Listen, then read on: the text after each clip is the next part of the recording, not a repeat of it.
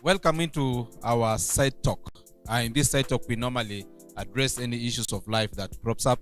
And today I have Janet, who is a psychological counselor and also a lecturer, Kabianga University, Department of Psychology. And I also have Mr. William Rotich, who is NACADA ambassador, dealing with drug addictions and helping people out of drug, and himself a survivor out of addiction. And today in Side Talk, I want to speak about drop that behavior.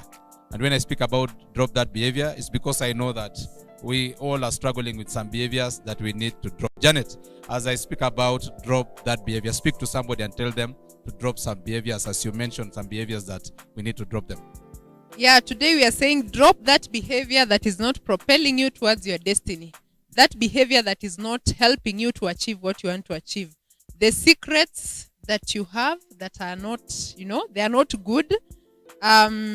Jealousy, lies, addictions such as pornography, secrets in your phone, sexting, and relationships that people who are you are not aware about.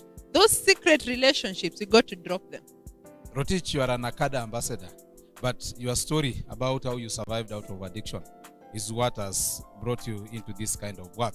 Can you speak to somebody and tell us on how you entertained some behaviors for some time and the problem that it landed you in?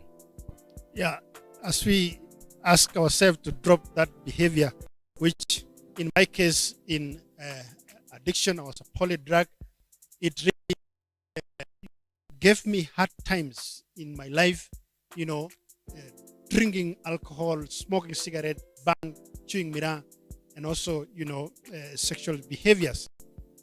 Yeah, it brought a lot of, unnecessary issues in my life. It never built me. It really caused, hopelessness in my life. It caused self-pity. It caused, I lost my reputation, and it drove me into, nuts. I was not able to coordinate life. I was not able to socialize life. I was not able to interact with my God, So here we are saying this also addiction behavior, it causes death. It causes, many people have been paralyzed. Many people have been, they are sitting on wheelchair because this addiction to drugs can compromise life.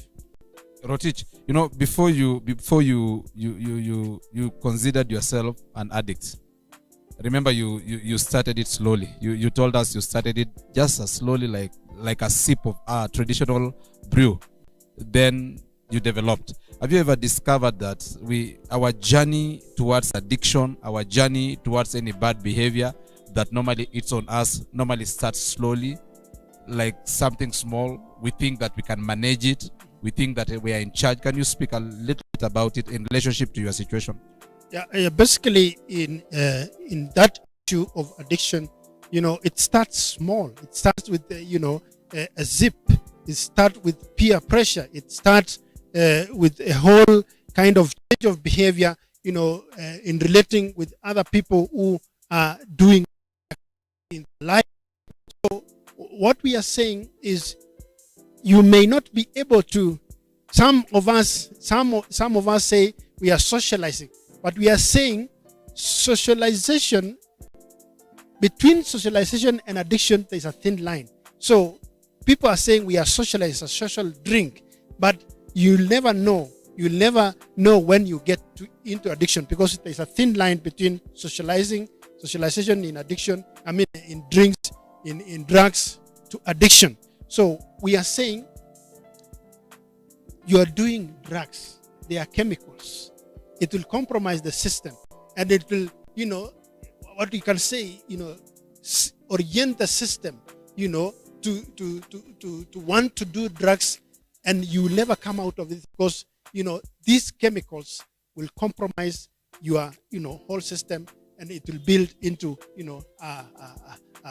an issue of, you may not be able to come out easily as you started, because starting something in starting addiction, starting drugs, you will never be able to understand when to come out of it. You'll never. Janet, you speak so much about mental health. Can you help us to understand how we develop small behaviors into big thing that becomes destructive to us?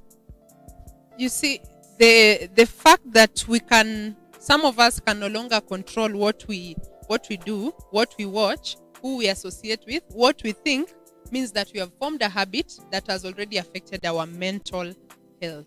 So why are we saying that we need to drop these habits for mental wellness? Because they are not propelling you, they are not helping you, they are not proving to be an impetus towards your goals in life. If anything is not tied to your destiny, you've got to drop it. So it normally starts as an act, Yes. then a habit, then a behavior, then a character, and then a personality. Yes. Yeah. It starts as an act and then an action. You know, It's and a then thought. it's a thought. Actually, it's a thought. Yes. You're right. Yeah, it's a thought. It starts here. Yeah. Thinking. Yeah. Maybe seeing, Yes. then you think, Yes. then you act, then it becomes a behavior. Yeah, and then it becomes a circle. A circle like that. And that thinking become obsessive. Uh-huh. So now you are compelled by the obsession to do what is your call for, to do. Tell somebody to break it. Yeah, we need to drop that behavior, break that behavior, because it starts from a thought. And when you think about, doing drugs and thinking about that peer pressure, that belonging, you become obsessed, and it will now equip you. That obsession equips you and compels you to do drugs in your life, and to come out of it, it will take an intervention. It will take counseling. It will take rehabilitation. It will take finance. It will take God's grace.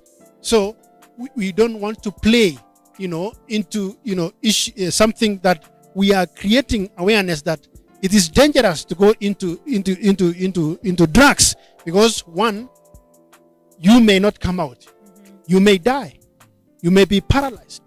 You may lose all what it takes in life.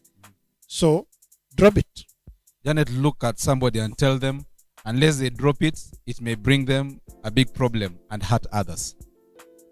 The consequences of not dropping a behavior that is not for you, that is not for your destiny, is self-destruction, destruction of the people who are around you, your family, your profession, and of course, your future. That is why we got to drop that behavior. You need to walk out of it. It normally starts as small thing. Then it becomes an obsession to you. And when you become obsessed, any bondage begins. You become obsessed. It enters into your mind. You think that it's your life. You enter into addiction. Then you are possessed. You can be possessed by a behavior. You can be possessed by a drug. You can be possessed by alcohol. You can be possessed by pornography. You can even be possessed by your phone. You can be possessed by something until you are no longer yourself. You become a slave. We call you today. Let us drop that behavior so that we may live rightly. Thank you.